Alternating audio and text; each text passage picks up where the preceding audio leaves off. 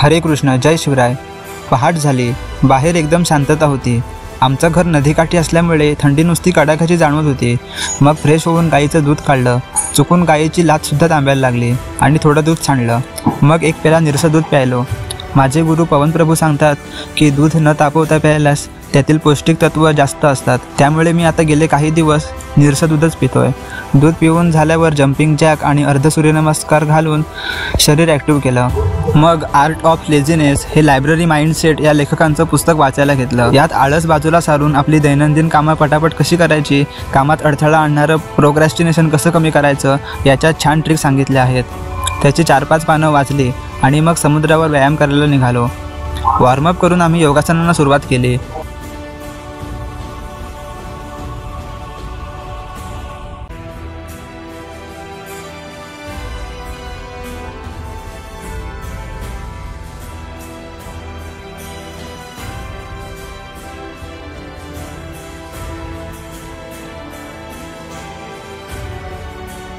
Gulf चक्र, यामुळे पायातील सांध्यांचा मोकळेपणा, ताकद आणि रक्तप्रवाह सुधारतो. हस्तपादासन, कंबर आणि पाय ताणले जातात. पचन सुधारून मेंदूला रक्तपुरवठा मिळाल्याने चांगली ऊर्जा मिळते. अर्धचक्रासन, खांद्यांना ताकद, छाती मोकळी होते. धनुरासन, यामुळे पाठीचा खालचा भाग मजबूत होतो. फुफ्फुसांची क्षमता वाढते आणि पोटाच्या अवयवांना चांगला मसाज मिळतो. भुजंगासन, पाठीच्या मणक्याला लवचिकता, पाठीच्या ताणापासून आराम आणि पचनक्रिया सुधारते. जठर परिवर्तन आसन, पोटाचे आतडे आणि पाठीच्या कण्याला पीळ मिळाल्याने पचन आणि विसर्जन क्रिया चांगली होते. पवनमुक्तासन, यामुळे पोटातील अनावश्यक वायू बाहेर काढतो आणि आतड्यांना मसाज आणि पोटाचं आरोग्य उत्तम राहतं.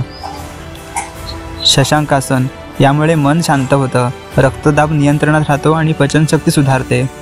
वृक्षासन आणि त्रिकोणासन, यामुळे एकाग्रता आणि तोल सांभाळायला मदत होते. तर त्रिकोणासन शरीराच्या बाजूचे स्नायू ताणून ऊर्जा देतं. सकाळचं कोवळं ऊन शरीराला मिळालं की व्हिटॅमिन डीची कमतरता होत नाही. त्यानंतर चक्रासन केल्याने आपल्या पाठीचा कणा लवचिक आणि फ्लेक्झिबल बनतो. पाठीची स्टिफनेस कमी होऊन पोश्चर सुधारतं. छाती पूर्ण उघडल्यामुळे श्वास खोल जातो आणि फुफ्फुसांची क्षमता वाढते. एवढ्यात एक मोठी लाट आली आणि माझा कॅमेरा स्टँड पाण्यात पडणार होता, म्हणून लंगडतच लगेच कॅमेरा बाजूला केला.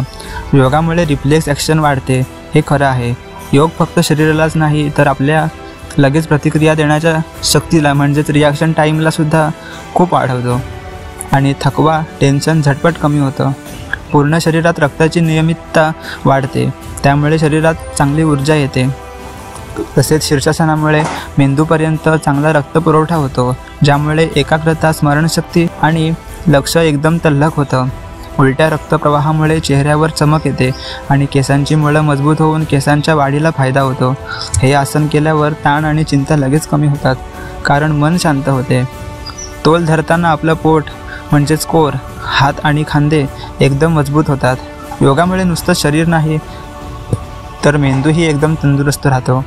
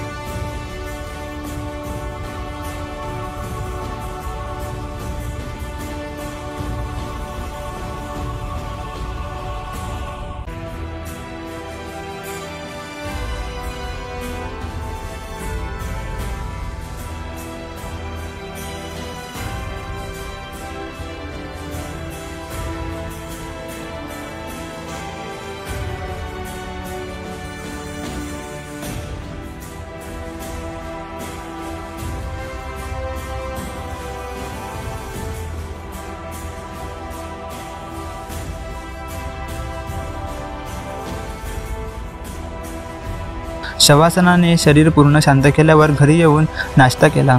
योग कितीही चांगला असो, जर आहार चांगला नसेल तर सगळं फुकट आहे.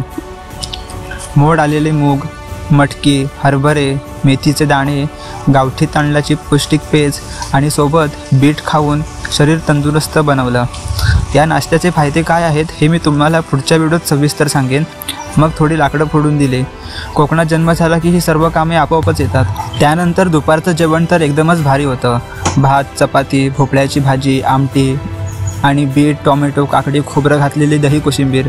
एकदम परफेक्ट आणि आरोग्य देणारा असा सकस आहार. मग थोडा वेळ नॅप घेतली. सायंकाळी भागवत ग्रंथ वाचून नामजप केला.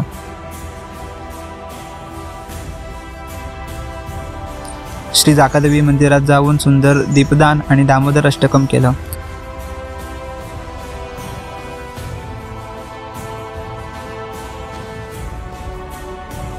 नंतर परब माताजींच्या घरी जाऊनही दामोदर अष्टकम करून श्रीकृष्णांचा आशीर्वाद घेतला. मग घरी येऊन उद्याच्या दिवसाचं सगळं नियोजन केलं. ड्युटी सांभाळून योगा, नामजप आणि इतर सर्व कामे कशी आणि कधी करायची याचं नियोजन लिहून ठेवलं. असं डेली नियोजन असलं की दिवसाचा वेळ वाया जात नाही. तुम्हाला जर ही सात्विक जीवनशैली आवडली असेल तर व्हिडिओला नक्की लाईक करा, कमेंट करा आणि इतरांना देखील पाठवा. भेटूया पुढच्या व्हिडिओमध्ये. राधे राधे.